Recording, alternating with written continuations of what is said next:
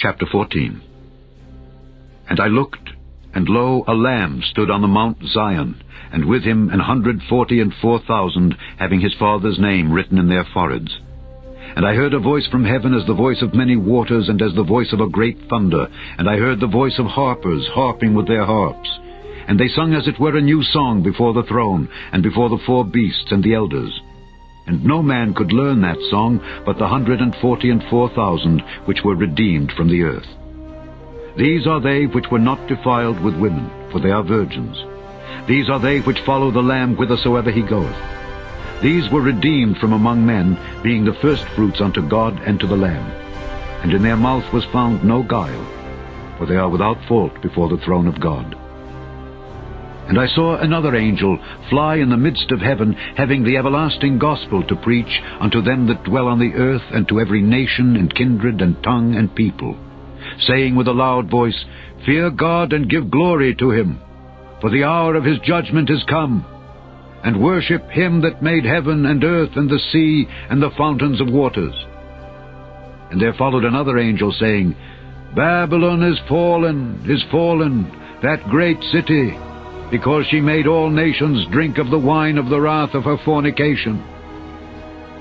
And the third angel followed them, saying with a loud voice, If any man worship the beast and his image, and receive his mark in his forehead or in his hand, the same shall drink of the wine of the wrath of God, which is poured out without mixture into the cup of his indignation. And he shall be tormented with fire and brimstone in the presence of the holy angels, and in the presence of the Lamb. And the smoke of their torment ascendeth up forever and ever. And they have no rest day or night, who worship the beast and his image, and whosoever receiveth the mark of his name. Here is the patience of the saints. Here are they that keep the commandments of God and the faith of Jesus. And I heard a voice from heaven saying unto me, Write, Blessed are the dead which die in the Lord from henceforth.